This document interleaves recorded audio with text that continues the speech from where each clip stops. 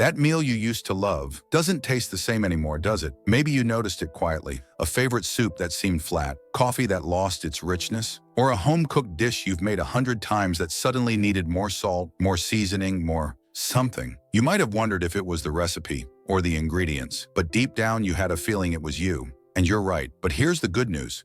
This is incredibly common after 60. It happens to nearly everyone. And once you understand why, there are simple, practical things you can do about it. That's exactly what we're going to talk about today. No medical jargon, no complicated science, just clear, honest answers. Let's start with the first thing most people don't realize. You were born with roughly 10,000 taste buds. By the time you reach your 60s, many of those taste buds have become smaller. Some have stopped regenerating the way they used to. This is a natural part of aging. It's not a disease. It's not a sign that something is wrong with you. It's simply your body changing, the same way your eyesight or hearing gradually shifts over the years. But here's what makes it tricky. This change doesn't happen overnight. It creeps in slowly. So slowly that most people don't even connect the dots. They just think the food isn't as good as it used to be. Have you noticed that happening with any of your favorite foods? Now, there's a second piece to this that often gets overlooked. Your sense of taste doesn't work alone. It works hand in hand with your sense of smell. In fact, most of what we call flavor actually comes from smell, not taste.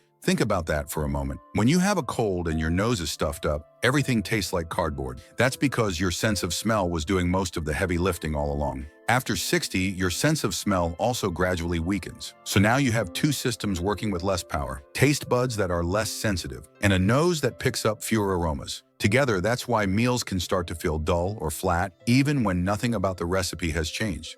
This is where things quietly go wrong for a lot of people. Because when food doesn't taste as strong, the natural reaction is to add more salt, more sugar, more of whatever makes it taste like something again.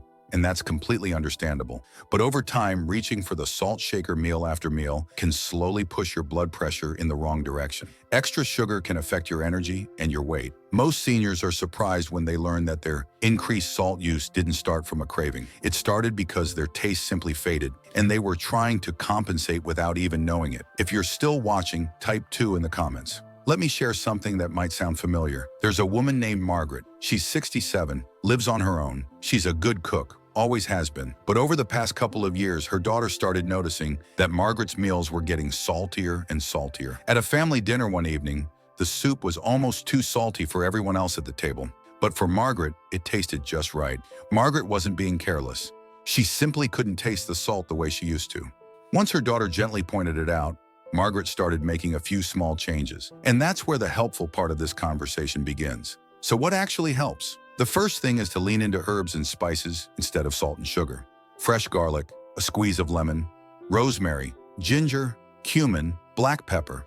These ingredients add bold, vibrant layers of flavor without the health downsides of extra sodium. You don't need a fancy recipe.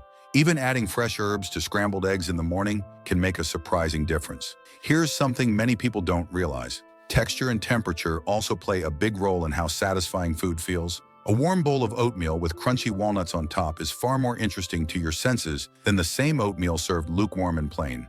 When taste fades a little, you can recruit your other senses. The crunch, the warmth, the contrast. These things make meals feel complete again. The third thing that helps is staying hydrated.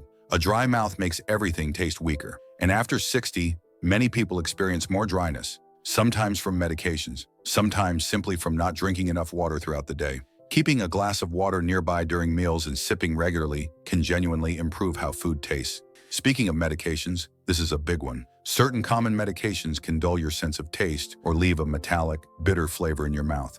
Blood pressure medications, some cholesterol drugs, certain antibiotics. If you've noticed a sudden change in how things taste, especially after starting a new medication, it's worth mentioning to your doctor. Sometimes a small adjustment makes all the difference. Have you ever wondered whether a medication might be affecting your taste? If this part makes sense, type 4 below. Now, the fifth thing I want to mention is one that people rarely talk about. Eating alone changes how food tastes, not chemically, but emotionally.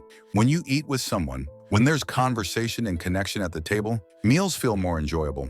Your brain is more engaged, you eat more slowly, you notice flavors more. If you find yourself eating most of your meals alone, even small changes help. Calling a friend during lunch, eating at a community center once a week, sitting at the table instead of in front of the television. These aren't just social tips. They genuinely affect how much you enjoy your food. And finally, pay attention to your dental health. This one surprises people, but sore gums, ill-fitting dentures, or tooth sensitivity can completely change your relationship with food. If chewing is uncomfortable, you start avoiding certain textures and flavors without even thinking about it. A visit to the dentist can sometimes unlock foods you've been quietly avoiding for months.